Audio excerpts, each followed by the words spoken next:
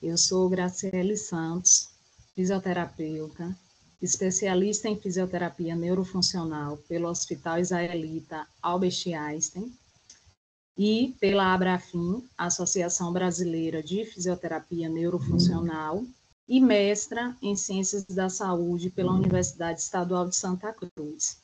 Hoje nós vamos falar um pouco sobre autocuidado e, sobretudo, a importância do autocuidado em saúde, mas, em especial, a importância do autocuidado nas neuropatias periféricas. Vamos começar aqui entendendo o conceito de autocuidado pela Organização Mundial de Saúde. Então, a gente tem o conceito aqui da OMS, que define autocuidado como a capacidade dos indivíduos, famílias e comunidades de promover a saúde, prevenir doenças, manter a saúde e lidar com enfermidades e deficiências, com ou sem o apoio de um provedor de saúde. Veja, por essa definição da OMS, a gente consegue entender que autocuidado perpassa por promoção de saúde, prevenção de doença, capacidade de gerenciamento de saúde e a capacidade também de prevenir incapacidades físicas ou complicações crônicas permanentes. E ainda assim, o manejo, capacidade de lidar com, uma vez instaladas, com essas incapacidades. Observe que o conceito é um conceito amplo e multidimensional, e é um conceito complexo. Então, a gente entende que autocuidado, ele tem aí, na educação em saúde, um dos pilares. A educação em saúde é fundamental para a promoção desse autocuidado, com vistas a desenvolver habilidades e fortalecer as estratégias de autogerenciamento, de práticas requeridas para pessoas com neuropatias periféricas, de modo a promover um estilo de vida saudável. Eu trago aqui para vocês esse modelo do PRICID, que ele contempla barreiras e facilitadores intervenientes no autocuidado. Veja como essa relação é complexa, como a prática de autocuidados é algo complexo. Então, existem fatores que motivam, que predispõem para o autocuidado, conhecimentos, valores, crenças, atitudes, cultura. Observe que autocuidado, em termo e em conceito, ele varia nas diversas culturas. O conhecimento, a partir do momento que o usuário ou paciente, ele é instrumentalizado quanto à sua condição clínica, apresentação, evolução, a partir do momento que ele é sensibilizado quanto ao desenvolvimento de consciência de risco, todos esses fatores atuam como motivadores, como facilitadores. No entanto, a gente observa que alguns fatores podem ser barreiras também. O próprio ambiente ele pode atuar como barreira. Observem aqui a relação bidirecional, influenciando diretamente na prática de autocuidados. Então, a família pode ser um reforço positivo para a prática de autocuidados, sim. Colegas, comunidade, empregadores, os próprios profissionais de saúde, enquanto instrumentos de tecnologia de cuidado em saúde, os usuários eles podem se amparar nos profissionais de saúde e aí desenvolver o que a gente entende como autocuidado apoiado, através de saberes estruturados, esses profissionais orientam os usuários. Então, veja, é um modelo multidimensional e é um modelo complexo que sofre influência de diversos fatores, tanto barreiras quanto facilitadores. A partir desse modelo aqui, a gente consegue entender a magnitude do autocuidado. E falando um pouquinho sobre o autocuidado nas neuropatias periféricas, a gente precisa entender do que se trata. Então, o que são neuropatias periféricas? há um entendimento de que neuropatias periféricas consistem em problemas neurológicos provenientes da disfunção dos nervos. Lembrando que os nervos são células altamente especializadas. Então, se o nervo ele carrega estímulo aferente, esse nervo ele é responsável pela sensibilidade. Então, é um nervo sensitivo. Se o nervo ele carrega estímulo motor eferente, ele é um nervo responsável pela condição motora. Existem ainda nervos mistos, né, que têm raízes aí sensoriais e motoras e ainda autonômicas. Então, observe que a neuropatia periférica, ela não é a causa, geralmente, não é o problema-chave, digamos assim. Ela é consequência de alguma doença base e que tem como complicação, digamos assim, um distúrbio do sistema nervoso periférico. Eu posso elencar aqui para vocês algumas doenças, o diabetes, tanto tipo 1 quanto tipo 2, excesso de álcool pode desencadear neuropatia periférica, disfunções do sistema imunológico, neuropatia periférica adquirida por quimioterapia, induzida por quimioterapia. Então, veja, existem sempre causas adjacentes à neuropatia periférica. E é interessante a gente saber que essa disfunção, ela pode cursar com disfunção sensitiva, motora e autonômica, depende das fibras que estão acometidas. É importante a gente lembrar que essa é uma condição crônica, é uma condição heterogênea na sua apresentação, a gente vai entender melhor, e é uma doença que tem uma progressão lenta, né? É um distúrbio que tem uma progressão lenta. Lembrando um pouquinho aqui do que se tratam as fibras nervosas, os nervos, eles são compostos por feixes nervosos. Esses feixes são fibras nervosas que são prolongamentos de neurônio. Nós denominamos axônios. Observe que todos os feixes nervosos, eles são envolvidos por uma camada de tecido conjuntivo que nós denominamos epineuro. Vejam que essa é uma camada de tecido conjuntivo densa, que preenche diversos espaços ao longo dos feixes nervosos, que também é vascularizada, e a gente tem em torno dessa camada o perineuro, que envolve os fascículos nervosos. E envolvendo aí a região interna, né? Cada feixe desse nervoso, cada axônio, nós temos um endoneuro, que é composto por células de Schwann, e nós sabemos que as células de Schwann produzem a bainha de mielina, que favorecem a passagem do impulso nervoso, tornando a passagem desse impulso nervoso muito mais rápida. Então, observe que essas fibras nervosas, né, elas são danificadas na neuropatia periférica.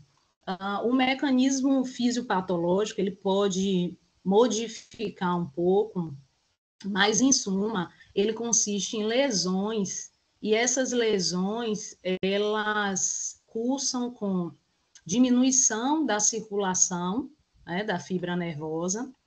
Veja que o epineuro é altamente vascularizado, então, na microcirculação, há uma diminuição desse aporte sanguíneo, há uma isquemia, e, a consequência dessa isquemia, a lesão da fibra nervosa, e dessa lesão da fibra nervosa, temos também a deterioração da bainha de mielina, que é essa capa, esse revestimento do axônio, tão importante para favorecer a propagação do impulso nervoso de maneira efetiva e eficaz. Então, entendendo a complexidade da neuropatia periférica, a gente vai compreender a sua manifestação clínica. dependendo da característica da célula nervosa especializada, se sensitiva, se motora, se autonômica, se mista, a gente terá uma apresentação clínica específica. A apresentação mais comum de neuropatia periférica é a polineuropatia simétrica distal. É interessante a gente entender também essa nomenclatura. Poli faz alusão a vários e neuropatia, comprometimento nervoso. Então, polineuropatia, acometimento de vários nervos. A polineuropatia, geralmente, ela se apresenta de forma simétrica. Há um exemplo muito simples, uma apresentação dessa no diabetes. A gente observa que é uma polineuropatia simétrica do tipo luvas e botas. Então, acomete extremidades distais. Porém, eu posso ter também uma apresentação clínica de mononeuropatia, apenas um grupo de células nervosas, de fibras nervosas atingidas, seria uma mononeuropatia. Alguns grupos de células nervosas, de fibras nervosas atingidas, seria uma mononeuropatia múltipla.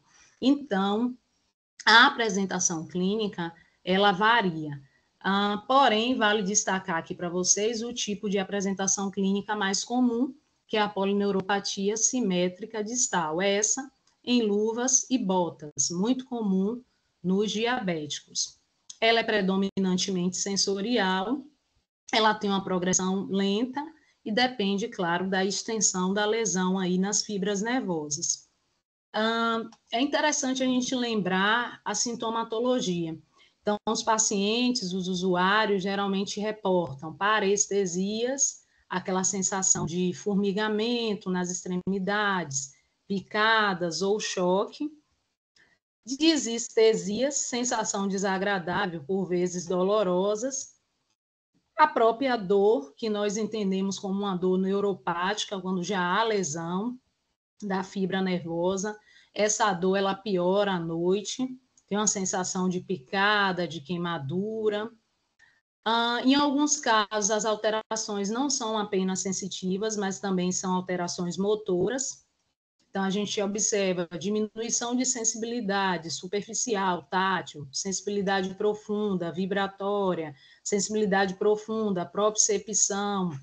Lembrando que a propriocepção envolve tanto sinestesia, que é a percepção do movimento, quanto a capacidade de localização dos diversos segmentos corporais em relação ao próprio corpo e em relação ao espaço. Ainda assim, o paciente pode apresentar alteração sensitiva para mais, né, aumentada, aumento da sensibilidade a qualquer estímulo sensorial, diminuição da sensibilidade ou ainda alodínia, a uma resposta de dor a um estímulo que não é doloroso. Então, essa é a apresentação clínica mais comum da neuropatia periférica e ela se apresenta na manifestação de polineuropatia, envolve vários nervos de maneira simétrica e principalmente nas extremidades, em luvas e botas. Esse entendimento é importante para os autocuidados. Claro que a gente vai utilizar uma linguagem bem acessível para o paciente, mas é interessante que ele tenha um entendimento da condição clínica dele. A partir do entendimento dessa condição, ele vai conseguir efetivamente realizar a inspeção e a sua autoavaliação, seu autocuidado, o autogerenciamento em saúde. Eu trago aqui para vocês também uma manifestação que é muito característica de alteração das fibras nervosas autonômicas. Essa alteração ela pode ser focal, né, muito específica, muito pontual, ou ela pode ser ainda subclínica, o paciente não apresentar sinais, sintomas também. Porém, é interessante que o paciente ele já saiba reconhecer. Então, é interessante que a gente dialogue a respeito, exemplifique para que ele consiga reconhecer uma alteração autonômica, uma manifestação autonômica. geralmente cursa com alteração na sudorese, na transpiração. Então, a gente pode observar, tanto em mãos quanto em pés, muito comum nas extremidades, regiões ressecadas. É interessante que o paciente ele saiba reconhecer, né, e evite descamar essa região, né, atritar mais essa região, tentando remover, né, essa pele ressecada, descamativa. Temos a orientação específica aqui, que cursa com hidratação, lubrificação, mas à frente falaremos a respeito. Aqui é interessante para desenvolver consciência de risco. O paciente saiba identificar, saiba que não é interessante atritar, as regiões ressecadas podem lacerar, daí podem gerar solução de continuidade e progredir para uma infecção e complicações crônicas.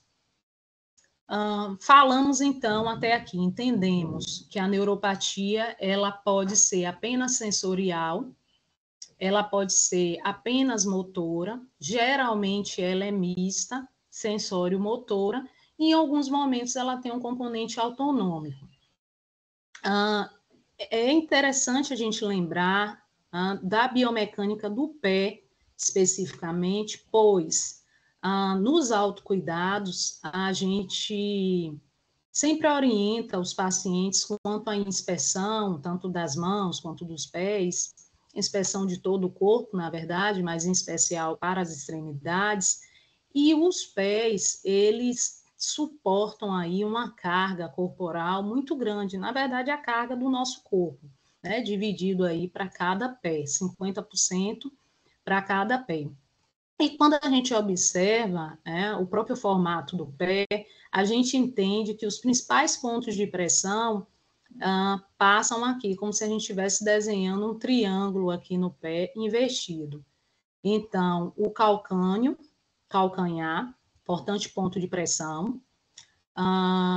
O primeiro dedo aqui, o hálux, né? E o metatarso também. O terceiro e o último. Observe que é interessante que o paciente também tem essa compreensão, que esses são os principais pontos onde a gente faz descarga de peso, né, ao pisar, ao se deslocar, ao deambular, pois esses pontos são suscetíveis a atrito, a laceração, e por vezes apresentam aí sinais pré-ulcerativos.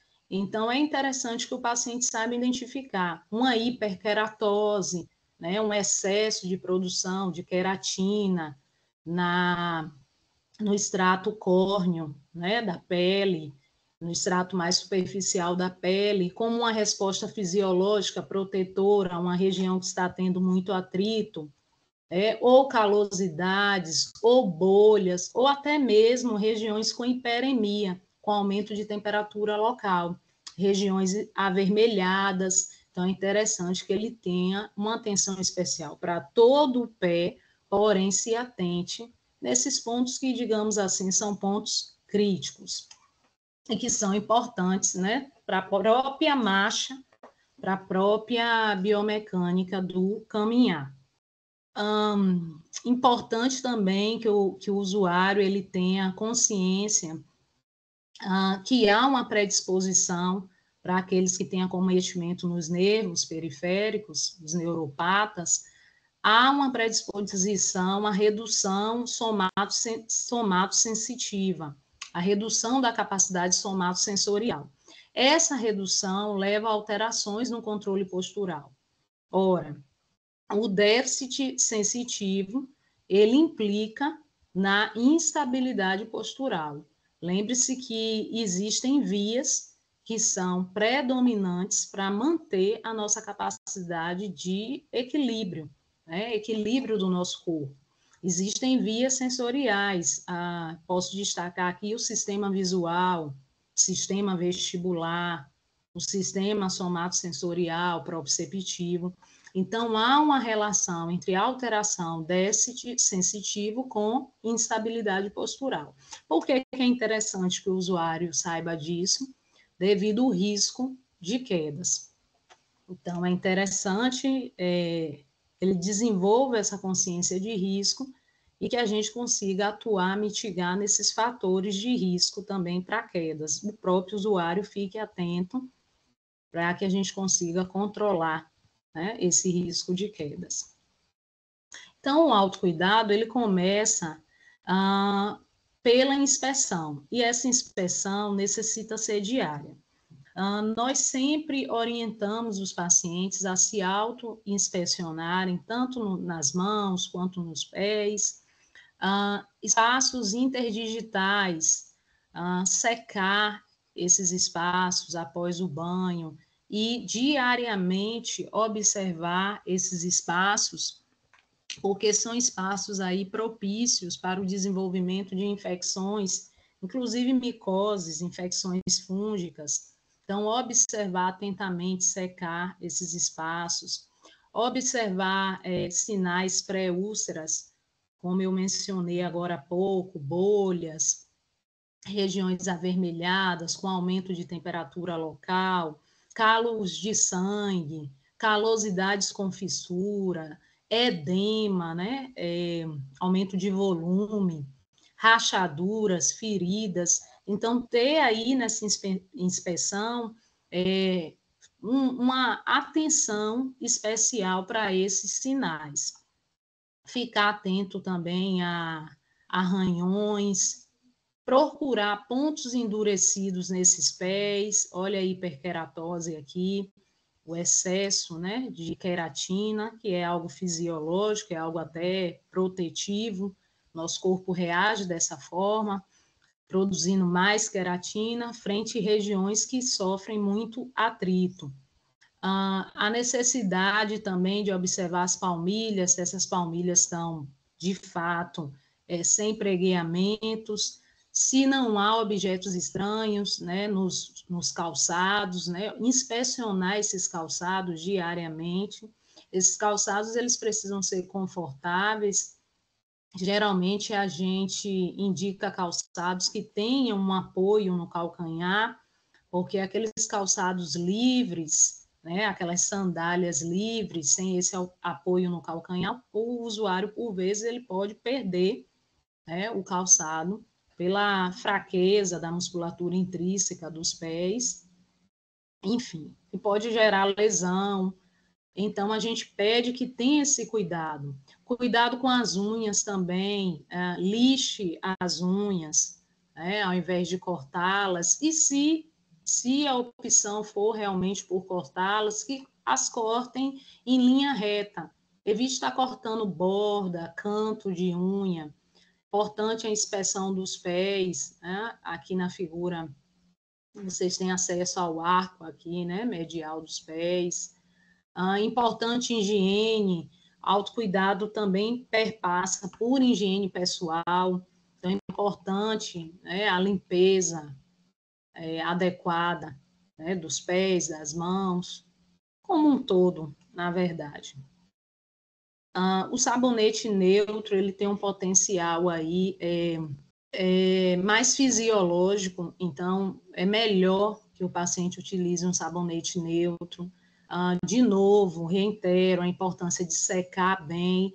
Lembre-se que ambientes úmidos, eles favorecem a proliferação fúngica, então é necessário que seque bem, principalmente as extremidades. Normalmente, há alteração sensitiva, como eu mencionei, então evitar colocar gelo diretamente, bolsa de gelo, para aliviar dor, por exemplo, evitar colocar diretamente na pele, gelo queima, até para quem não tem alteração sensitiva, aqueles que têm, a gente precisa se atentar ainda mais, e também nem bolsas mornas diretamente na pele. Sempre há o cuidado de ter uma interface aí protegendo. E ainda assim, eu chamo a atenção. Existem estudos que trazem como prática de autocuidado, o banho de contraste, porém, há uma temperatura controlada, tanto para água fria quanto para água morna. Então, há de se ter o cuidado, né? É algo que se for feito, precisa ser muito bem orientado. Também, seguindo aqui como prática de autocuidados, evitar andar descalço, não usar calçados apertados, e para isso a gente tem aqui algumas órteses, algumas palmilhas, que conseguem aliviar os pontos de pressão no pé, trazer aí um formato mais fisiológico. Então, a gente tem o arco semicircular, né? Ou as palmilhas que ajudam no suporte. E aí distribui melhor, ajudam na distribuição melhor do peso e favorece a biomecânica. Lembrando que o autocuidado, ele perpassa também por mudança de comportamento, por hábitos cotidianos. É necessário frisar aqui para vocês a importância de se realizar exercício físico regular. Em 2021, a Organização Mundial de Saúde, ela trouxe para a gente esse tema com envergadura muito maior, e no mesmo ano, o Ministério da Saúde, aqui no Brasil, desenvolve o Guia de Atividade Física para a População Brasileira. Esse guia, ele nos traz a dose de atividade física necessária para se evitar doenças crônicas não transmissíveis. E ainda assim, para controlar, para mitigar. E a dose preconizada consiste em 150 minutos por semana, não importa como esses 50 minutos ele seja fracionado, se pode ser 30 minutos a cada 5 dias, enfim, a maneira que ele vai ser diluído, digamos assim, não é o importante, o mais importante. O primordial mesmo é que seja cumprido. Então, que essa orientação ela seja cumprida. 150 minutos por semana de atividade física aeróbica de intensidade moderada a vigorosa.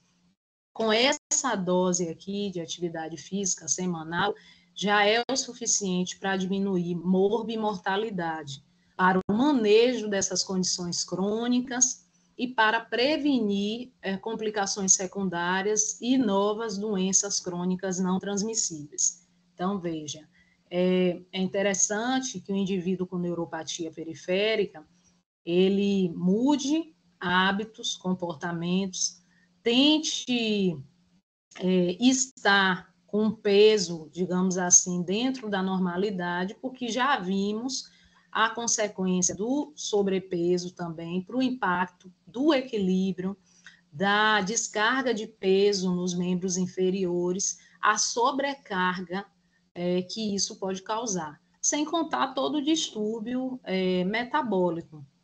A gente lembra aí que o principal distúrbio metabólico, nós temos o diabetes, mas a gente tem a síndrome metabólica que cursa com diabetes, com hipertensão arterial, com dislipidemia, e que é algo extremamente perigoso, fator de risco para várias doenças crônicas com potencial de mortalidade.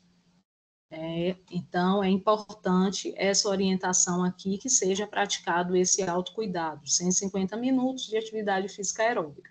Lembrando que quando eu cito atividade física aeróbica, estou falando de caminhada, estou falando de pedalar, né? Utilizar a bicicleta, estou falando de natação. Então, atividade física aeróbica, corrida, mas que a intensidade já altere a nossa frequência cardíaca, seja uma intensidade moderada, aquela que o indivíduo ainda consegue executar a atividade conversando, ou atividade física vigorosa, aquela que somente a atividade consegue ser executada, mas nenhuma tarefa, né, a fala mesmo, você não consegue realizar, executar no momento da atividade. e o que esses usuários eles podem ser orientados para realizar, né, de exercício, além da prática de atividade física aeróbica regular, dos 150 minutos por semana. Veja que nos membros superiores, principalmente nas extremidades, nas mãos, há uma fraqueza da musculatura intrínseca das mãos. Então, é interessante que se faça exercícios com borrachas. Esses elásticos são fáceis de encontrar, esses elásticos que, por vezes, estão ali enrolando dinheiro, né, alguns objetos. Fitas elásticas mesmo. E aqui o paciente pode fazer exercícios isoladamente, cada dedo, pode fazer com todos os dedos, exercícios de abrir e fechar, né? Aproximação e afastamento, adução e abdução, pinça, simulando o nosso controle motor, a nossa atividade motora diária. Então, são exercícios que ajudam no fortalecimento dessa musculatura, sobretudo da musculatura intrínseca da mão. Além disso, manusear objetos. Quanto menores os objetos, eles exigem mais praxia, mais coordenação. Então, é interessante fazer o manuseio desses objetos, manuseio com a ponta dos dedos, empilhar objetos, de novo, pegar objetos pequenos, atividades manuais, bimanuais, que envolvam aí motricidade fina. A gente também precisa lembrar da necessidade do autocuidado de autoproteção. Então, veja, muitas vezes há o distúrbio sensitivo, então tomar cuidado na cozinha, sempre utilizar uma luva de proteção, faz parte do autocuidado. E lembrando também que antes de qualquer exercício, é importante hidratar e lubrificar as mãos. Lembrem-se, a água hidrata e o óleo, nesse caso aqui a vaselina, mas pode ser qualquer óleo à base de AGE, ácido graxo essencial, o óleo, ele lubrifica. Então, é importante fazer aí uma mistura, água e óleo, hidrata essas extremidades, mas depois seca, né, com muito cuidado, conforme as orientações anteriores, para que não deixe nenhuma área umedecida. Uma adaptação que pode ser feita em casa, um pequeno bastão, um barbante, um saquinho, nesse saquinho pode-se colocar feijão, por exemplo, e aí fazer um movimento com os punhos aí de extensão, né? Tanto extensão, punho para cima, quanto flexão, punho para baixo. É um tipo de exercício de fortalecimento também do membro superior, sobretudo das extremidades. Aqui a gente pode adaptar para a realidade do usuário. Ele pode adaptar e desenvolver no seu ambiente domiciliar. Nos pés também existem exercícios muito importantes. Eu poderia eleger esse daqui como um dos principais exercícios para fortalecer a musculatura intrínseca dos pés. Então, posicionar uma toalha, um pano de chão no solo e tentar franzir essa toalha, esse pano com os dedos. Aproxima e afasta, né? Franze esse pano e depois estica. Esse exercício ele fortalece a planta dos pés, a musculatura intrínseca dos pés, bem importante também. Mas também pode-se utilizar bolinhas, também pode-se utilizar objetos com um diâmetro menor, circunferência também diferente, diferentes estímulos com diferentes texturas, também favorecendo esse movimento de flexão dos dedos e extensão, né, sobretudo da planta dos pés, também importante. Massagear, a massagem ela é importante porque ela aumenta o fluxo sanguíneo daquela região, o aporte de oxigênio, então é importante, sem contar que alivia, por vezes, o desconforto. Pode-se utilizar bolinhas também na planta dos pés. Sempre utilizar o calçado com meia é importante. E trago aqui para vocês uma orientação de autocuidado muito significativa. Os estudos trazem que é uma estratégia exitosa praticar o autocuidado com diferentes estímulos sensoriais. Então, os estudos trazem estações, circuitos com diferentes estímulos sensitivos. Então, você tem circuitos aí com 10 estações, né? Nesse aqui mesmo são 10. O 10º, acredito que são essas pedrinhas aqui de jardim. Mas, assim, vocês podem utilizar fibra de travesseiro, bacia contendo grãos, esses grãos podem ser de arroz, de feijão, lentilhas, pode-se utilizar escovas, essas escovas que são utilizadas para lavar roupa, ainda buchinhas, aquelas buchinhas de lavar louça, a parte amarela, que é a parte macia, a parte verde, que é a parte áspera, EVA, lixa, né? Lixa fina, lixa grossa, enfim. A base, o entendimento que o usuário precisa ter é que precisa se utilizar diferentes estímulos, diferentes recursos sensoriais. A partir daí, a gente vai estar estimulando a fibra nervosa. Se em pé ou sentado, tentar fazer a descarga de peso, movimentar aqui as extremidades. Geralmente, a literatura traz para a gente pelo menos 4 minutos em cada estação, em cada estímulo desse. Se forem 10 estímulos, a gente completa aí 40 minutos diários. Então, a gente pode utilizar a criatividade aqui com diferentes estímulos. Pode fazer um tapete sensorial com EVA, com diferentes texturas. E o mesmo para as mãos. A gente consegue aí dessensibilizar a fibra nervosa, se ela tiver, por exemplo, com uma hiperalgesia, lembrando da neuroplasticidade, do potencial regenerativo, da produção de bainha de mielina, nesses nervos periféricos, e a gente pode utilizar o análogo para as mãos também. E ter uma resposta aí muito importante, principalmente no que tange ao estímulo doloroso, a redução desse desconforto. Bom, gente, eu acredito que os principais pontos que eu gostaria de abordar com vocês, nós conseguimos aqui, foram alcançados. Eu me coloco à disposição para dirimir possíveis dúvidas e foi um prazer estar aqui com vocês. Até as próximas.